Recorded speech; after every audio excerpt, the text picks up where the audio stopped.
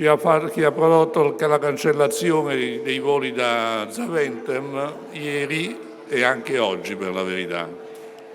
Quindi abbiamo organizzato un collegamento online. Olivier è già in collegamento.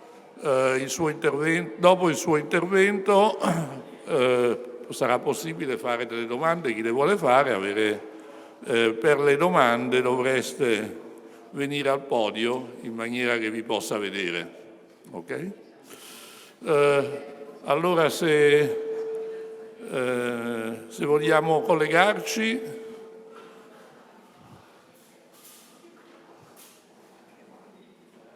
Hello Olivier, nice to see you. We are sorry you couldn't make it to be here in Florence.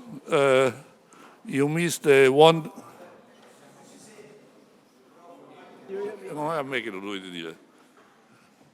Can you hear me now? No? Yes, okay, thank you. So we are really sorry you couldn't make it here in... but... You cannot hear me. Qui c'è un problema.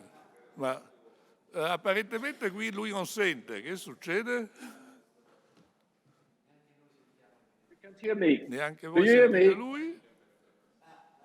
So you hear me, Olivier? Yes, but we don't hear you.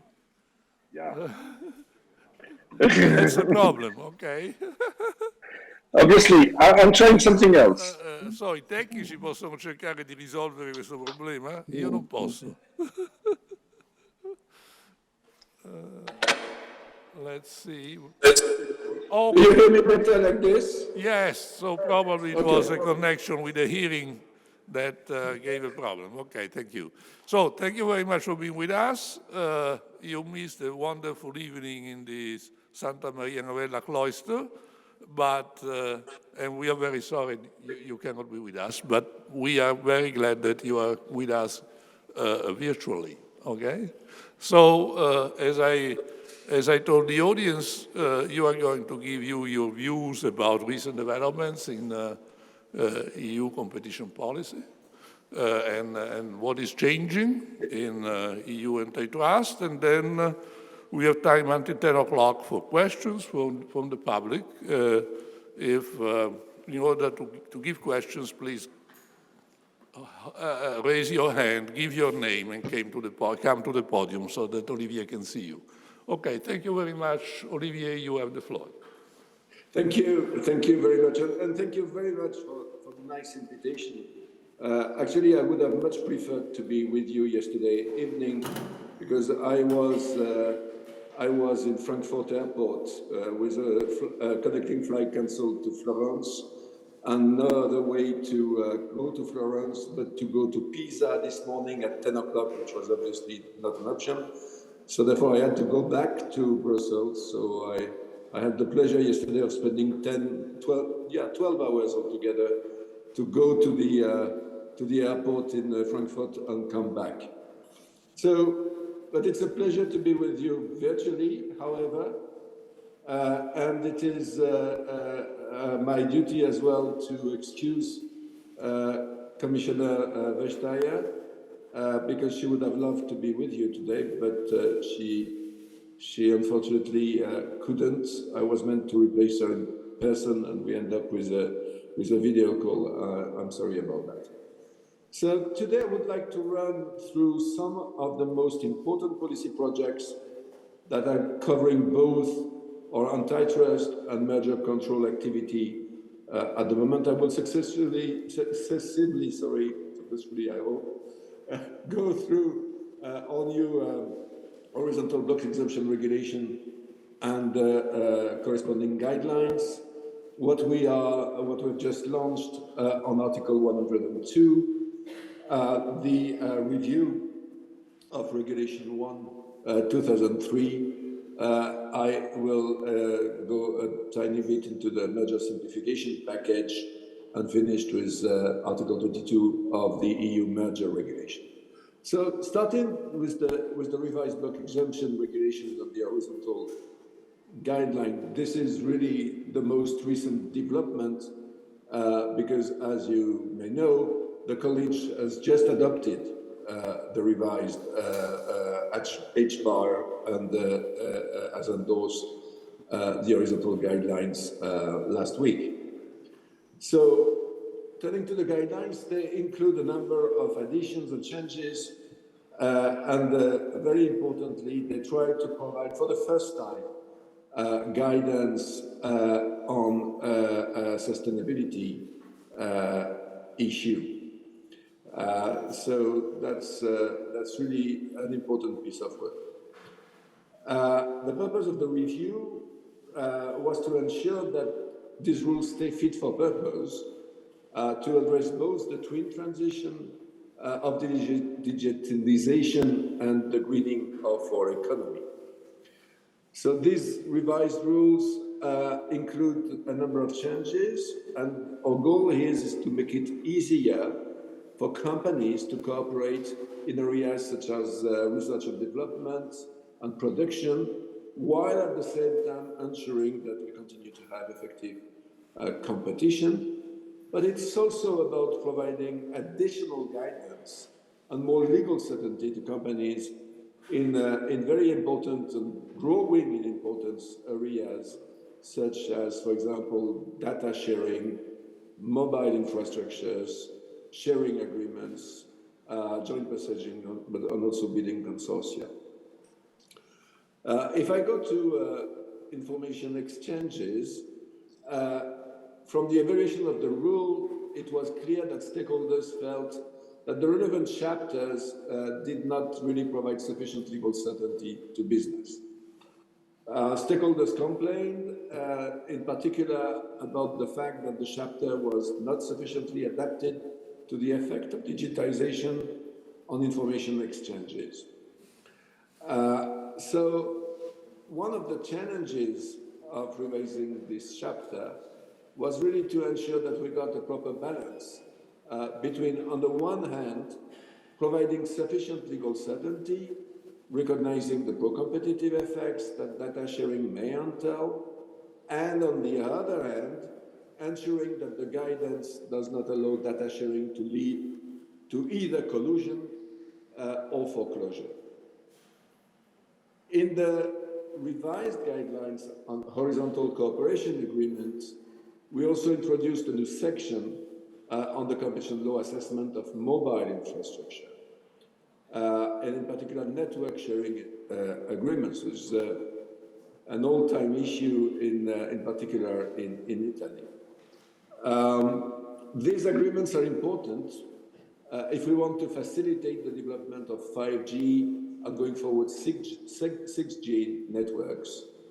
And we have specific experience now in assessing this type of agreements.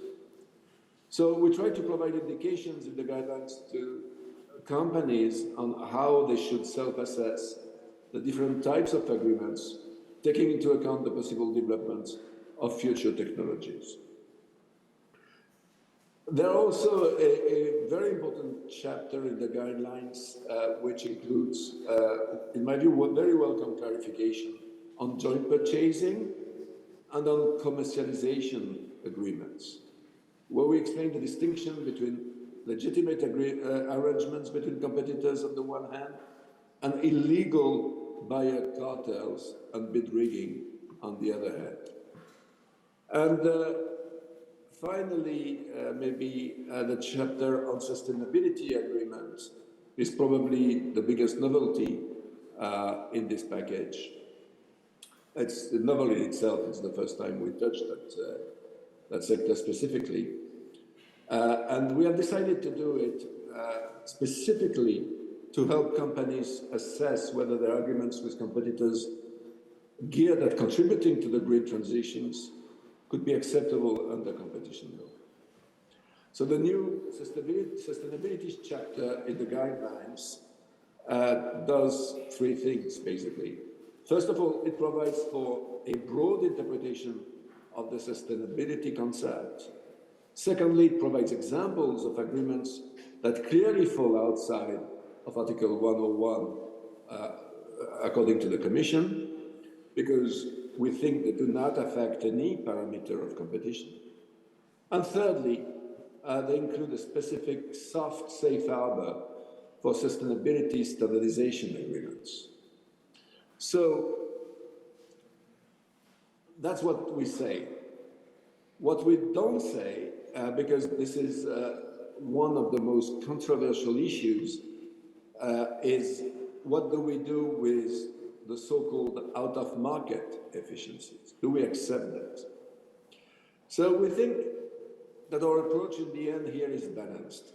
We adhere to the principle that the effect of a restriction of competition should be at least neutral for consumers in the market. And within that framework, we can also accept certain out-of-market efficiencies in line with established case law. In other words, we do not abandon the principle of full compensation of consumers. Maybe I stop a second to explain this, because, you know, one should not do as if this concept of full compensation is something super scientific. In reality, you compare a short-term price effect to a very often longer-term set of qualitative benefits. So in any case, you're comparing apples and pears, and you need to make a value judgment. So it's not like if you could say, oh, the consumers are here, they are compensated 101%, and there they are compensated 99%. No, it's not that scientific. At the end of the day, the competition authority and the judges going forward need to be convinced that the consumers are adequately compensated in return for the restriction of competition. Last but not least, this is the start of a journey. This is not the end. We have no or not much case law and decision practice in this field. So I really encourage companies to come forward, discuss with us, and we will see together how to structure their agreement in order that it can be covered if it indeed entails beneficial environmental effects. Let me now turn to the Article 102 package, which is also a very, very recent development. We have announced our upcoming guidelines on exclusionary abuses of dominance. You know that we are in the Commission very committed to an effect-based enforcement of Article 102, and this was the very purpose of our 2008 guideline to move forward in that direction. And it was, I think, very, very successful. I mean, since 2008, we have adopted more than 20 decisions in 102, and the courts, the union courts, have adopted more than 30 rulings. So it was time now to go back to the 2008 guidelines and see what was proved right, what was proved wrong, what was precised by the decision practice of the Commission and of the Member States, and by the case law of the court. So this is why on 27 March, we have announced an initiative which aims at adopting new guidelines. And we think that this will allow us to systematize the significant and complex case law of the last 15 years since 2008, and therefore provide further transparency on how our own enforcement practice has developed, and therefore help again companies to better assess their own practices. So it is very telling that about 50 stakeholders who responded to the call for evidence, they all see a clear benefit in having guidelines on the enforcement of Article 102 on exclusionary practices. And there is also a clear call here, again, for as much legal certainty as possible. So the future guidelines should be expected to do this, As you know, we are going into a consultation exercise. We have also amended the existing guidelines in the meantime for the things that are already clear and on which we wanted to communicate. So now we are moving to the next steps. Consultation of all relevant stakeholders on the proposed draft of the guidelines, which should happen in about a year from now, and adoption of final text of the guidelines somewhere in 2025 in order to give clarity to the market as to how we intend to enforce Article 102 going forward. The other big exercise, forward-looking, that is ongoing at the moment is the review of our main procedural frameworks, and I mean Regulation 1, 2003, as well as the implementing regulation from 2004. And here the starting point is very simple. It's 20 years. It's 20 years that we have completely changed the system. You remember that Regulation 1 was a revolution compared with the previous regime of notification under Regulation 17. And we thought that after 20 years, it was time to celebrate what we regard as being 20 years of success, but also to see what worked not so well, what we saw with practice that we could make more effective, and also to seek feedback from you, from the legal profession, for economic analysts, from companies, and from sister authorities in order to try to make our Regulation 1 even more fit for purpose. So we have launched in March last year a formal evaluation process. Mrs. Vestager announced it in a speech in March. And of course, at this stage, there is still no conclusion at the level of DG Competition whether this review should lead to a revision of Regulation 1. We're evaluating, and you know how we work. Once we will have evaluated, we will make an impact assessment, and then we will devise options, we will consult again.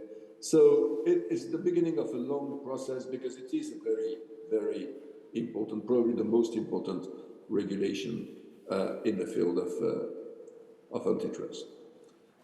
Whether or not there will be in the end a proposal to revise Regulation 1 is therefore something that will be decided at a later stage. For the time being, what we're doing is that we are consulting broadly on the effectiveness of Regulation 1. We have held a public consultation. We are speaking to our colleagues and friends in the ECN. We have commissioned a study that is collecting information from stakeholders throughout the EU. And that includes, of course, the colleagues in the Italian Competition Authority, but also a number of legal practitioners in Italy. So some of you may have been contacted by the firm that performed the study. And with all this input, as well as the input we will receive in our conference celebrating 20 years of Regulation 1 in Brussels, with all this input, the workshops we will organize later in the year, we will take it and make our evaluation and propose a decision to the Commissioner as to whether or not we should go into a revision exercise. And of course, your contribution, the contribution of the antitrust community around the EU is a very, very important input into that process. We have also been looking together with our friends from national competition authorities within the ECN we have been looking to the procedures in the national framework. because we can certainly learn from each other, and we have a willingness to learn from what is successful in member states at EU level. So there are a number of issues that will need to be specifically reviewed, and one of the issues that spring to mind immediately, I think, is that of interim measures. In our Regulation 1/2003, we think about whether our interim measure tool is adequate for us to intervene quickly in markets where irreparable harm could take place within a relatively short period. And as you know, we have only adopted one interim measure under Regulation 1/2003, 4 years ago now, in 2019 in Broadcom.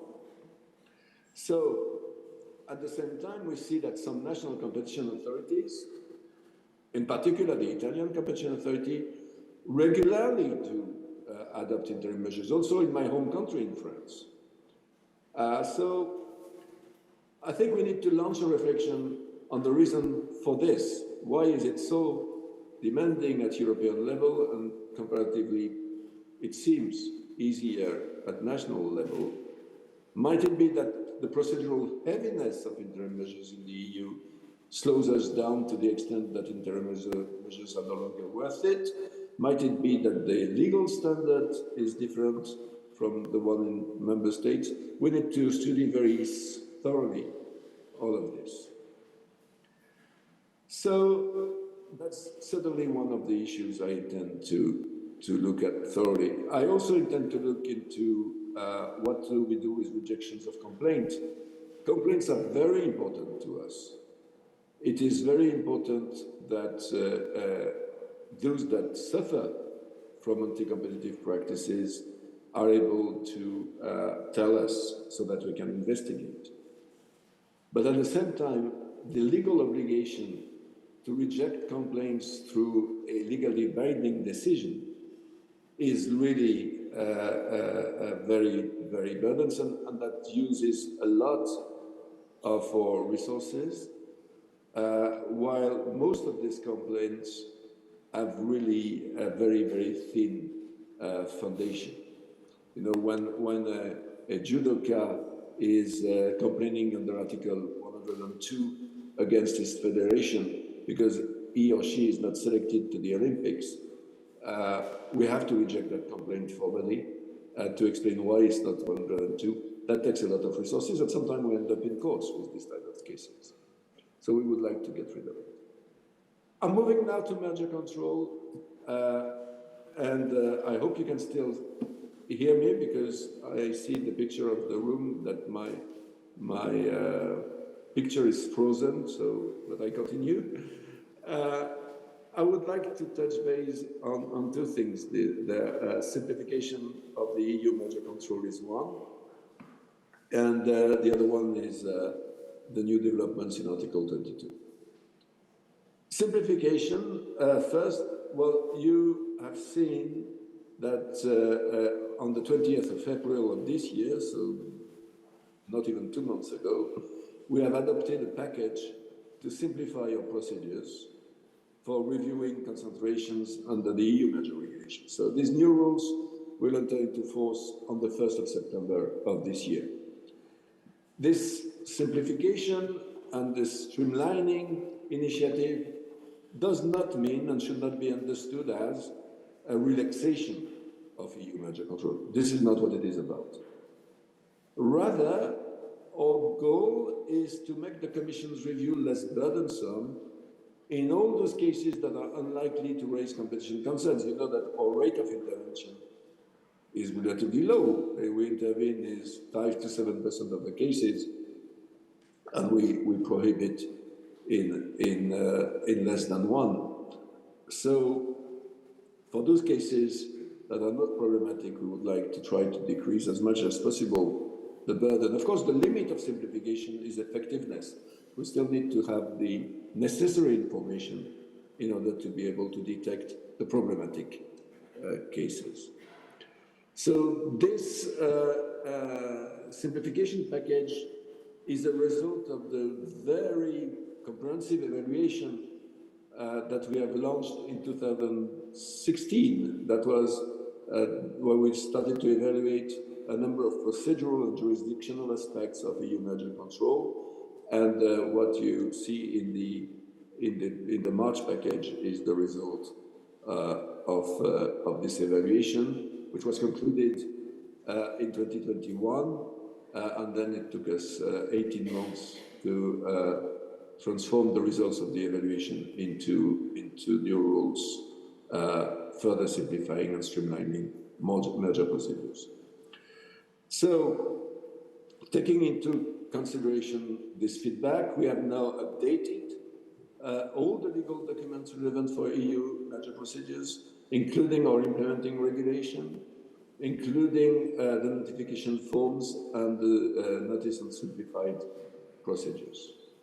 And I hope that will help professionals to perform their duties. Let me finish with a revised approach on Article 22 of the Merger Act.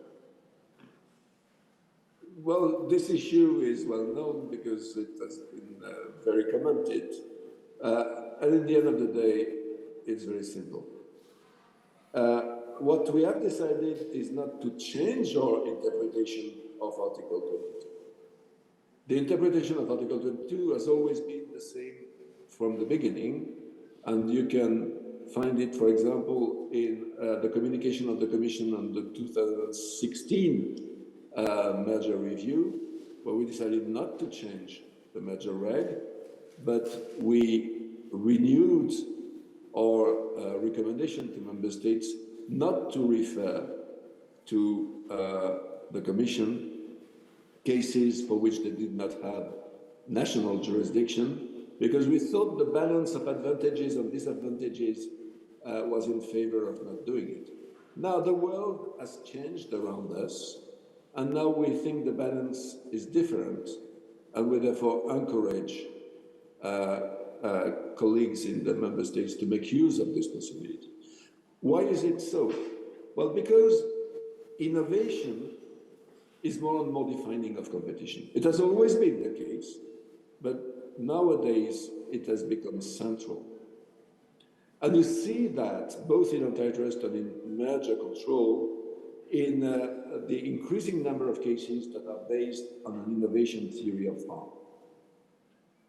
So, an innovation is very often done by very, very small firms.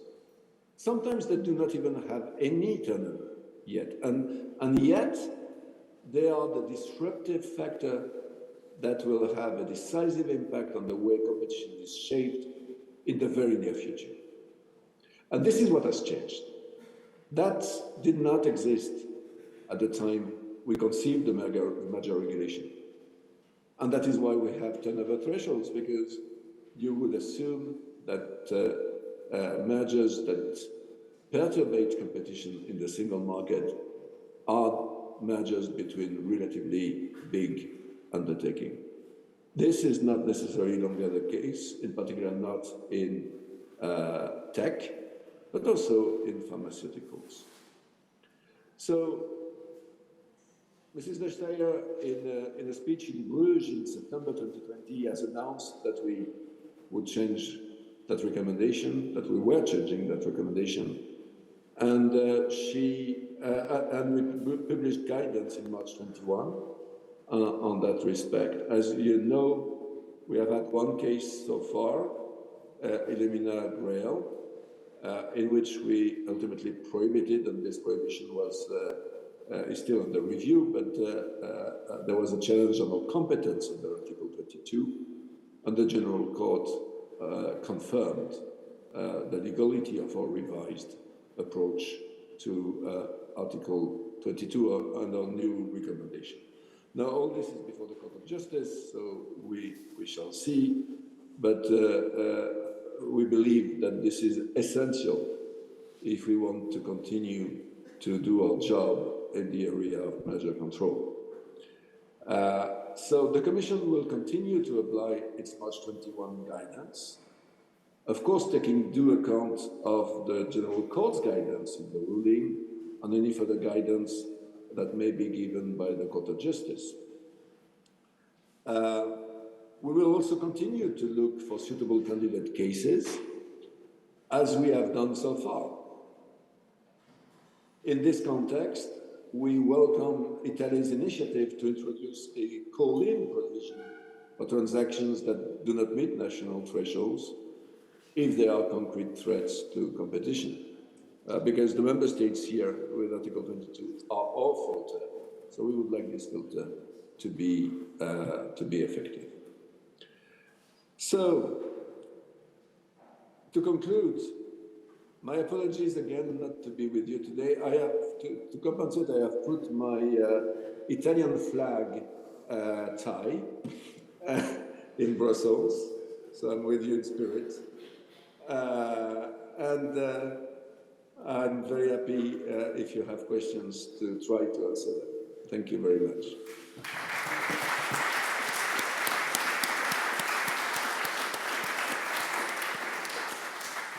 Thank you, Olivier. It has been a very remarkable presentation. As you see, we have a large audience of members of the Italian profession and from the authority.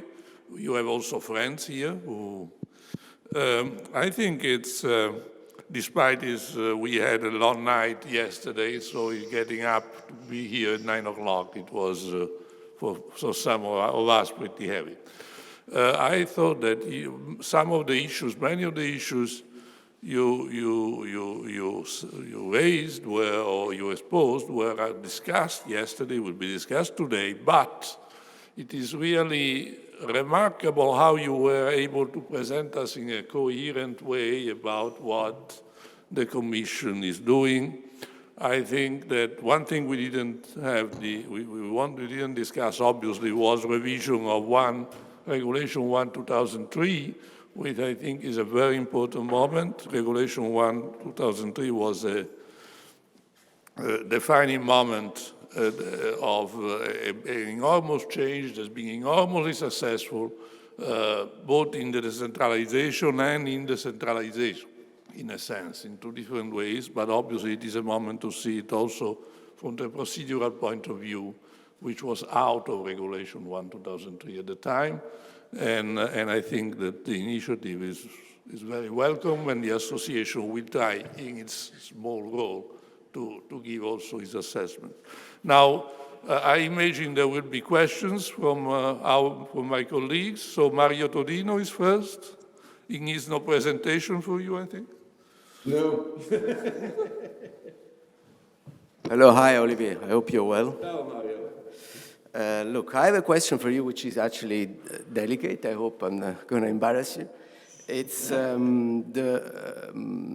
can you actually comment about the relationship between DG Comp and CMA in the UK when it comes to merger control enforcement? I have the impression that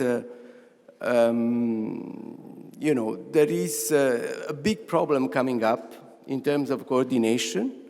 The recent Microsoft Activision has made, of course, a lot of noise. But in fact, I see out there very many cases, past cases and pending cases in which the CMA is taking a very aggressive posture, applying very, to my mind, when we discuss, you know, with colleagues, it sounds like they're applying very speculative theories of harm. And the problem, unlike other competition agencies, you know, across the world, that of course the UK is around the corner. So they very often they're in fact enforcing their you know, the rules, and they're applying, they're endorsing same market definition. So sometimes it's, you know, it's a European, it's a EEA-wide type of market, and even when it is national market, you know, in terms of remedies, it's very difficult to devise just a national remedy. So I see there a real risk of conflict, and I don't see a clear solution. Do you have any idea? Can you tell us whether you're planning to tackle this problem? Thank you. Well, thank you, Mario. Well, you will understand, there's two things I will not do. I will not comment on the way we cooperate with our UK friends, because this is our space to think. But we have a very intense and continued cooperation on cases. And of course, will not comment on the policy of colleagues in other jurisdictions. What I can say is that, first of all, on all the cases, and in particular the significant ones, that we have in common in merger, we do cooperate. Teams talk to each other. They talk a lot when we have a waiver. They talk less when we have no waivers. Then we talk only about what we are allowed to talk about. But we certainly do coordinate. Now, the outcomes may be different, and you're right, with the UK, it seems they tend to be different, although in a small number of cases, it's a higher proportion than was historically the case, for example, with the US. This said, it is the very beginning. The UK is both an old and a new authority, certainly in this new incarnation and in mergers, particularly in large world mergers. It's a new authority because they've been part of us, and these mergers were assessed by the Commission until Brexit. So, I mean, we all have learning curves, and we have had learning curves, and we continue to have learning curves as well. So they have their policy, they have their standards, they have their standard of legal review as well, and all this is different, and there is no reason why it should be the same, frankly. In the EU, when I have a good quasi-structural remedy, like, for example, an automatic license that's not complicated to monitor, that is fixing the problem, and for which I have a very positive market test by all those that would have been impacted negatively by the mergers, then our belief is that we do not have the authority to prohibit that merger. We don't think that would stand in court. Maybe in other jurisdictions, the legal standard of review is different.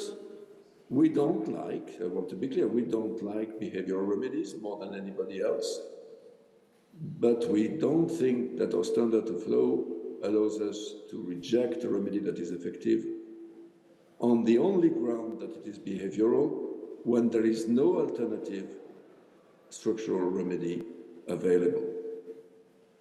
So that's the way we think it works in the EU, and maybe the legal standard is different in the UK, and that's a fact of life. I mean, the UK is a sovereign state. They have the legal standard they want to have. That said, that doesn't necessarily, that leads to a number of divergent outcomes, but not always in the same sense. There are a number of cases that we do challenge, and that the UK does not. You know, Meta Customer, Adobe Figure. There are a number of cases that go in the other sense. So we're trying to minimize the number of cases in which we have different outcomes, because when the market is the same, the analysis at least should be the same. Then if the legal standard gives rise to different stances when it comes to remedy, that's something we should try to minimize as well, but we cannot always manage to do this. But be assured that we have a constant cooperation with the CMA on all these issues, and we are trying to reach similar outcomes as much as it is possible. Thank you very much, Olivier. Are there any other questions? I have one personally. You have obviously stressed and you have talked about the agreements concerning sustainability, and it is most welcome that you are ready to consult with companies and their advisors once they are setting up agreements which are not already included in or considered as non-anti-competitive outside of 101 on the basis of the guidelines. So I was wondering whether you are about to set up procedures in order to facilitate this kind of consultation. Well, thank you, Alberto, but these procedures exist. I mean, you know that ever since Reg 1, there is a procedure for seeking guidance. There is a procedure for informal comfort letters. Incidentally, I am the first Director General of Competition since 2003 that has signed comfort letters. We do not intend to make it a big industry because we don't want to revert to the problems we had under Regulation 17. But we've been clear, whenever the issue is new,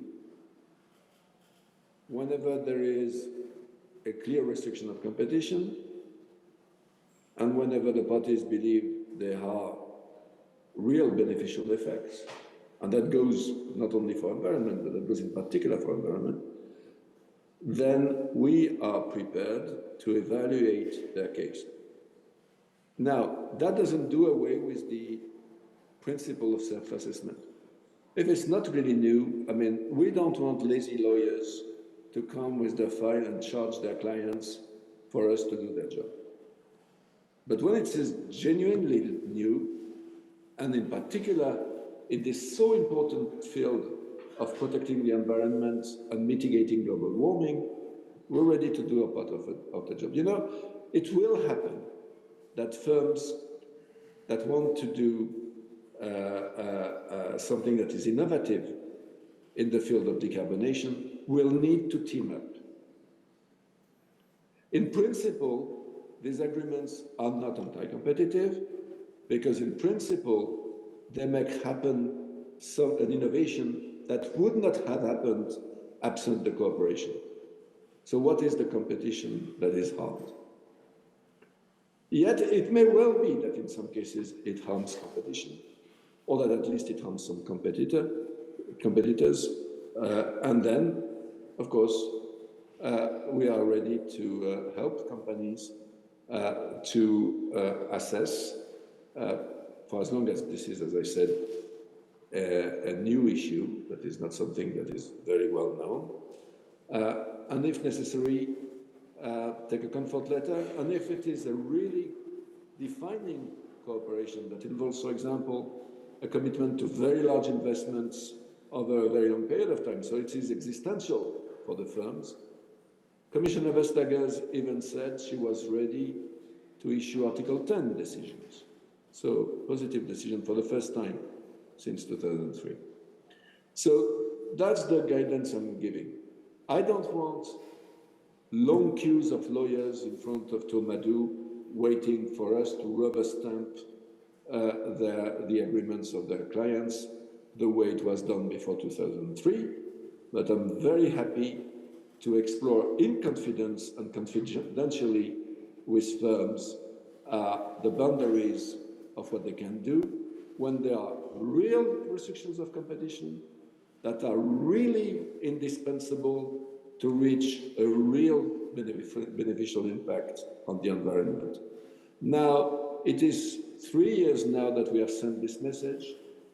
and I've not yet seen one single company.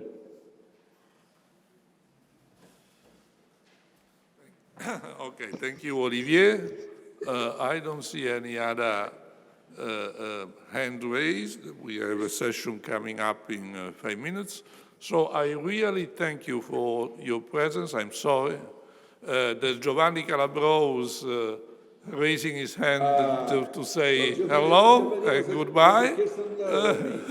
I know You have a you. long history. Long history. He told me yesterday at dinner. Yes, exactly. And by the way, I was the one who sent Giovanni Calabro to Brussels, so in my former capacity. So thank you very much indeed and I hope we'll have the opportunity to have you in person as soon as possible. Well, Thank I you. when it's Florence, I prefer to be on site. Bye, ciao. Okay, thank you. Goodbye. Bye-bye.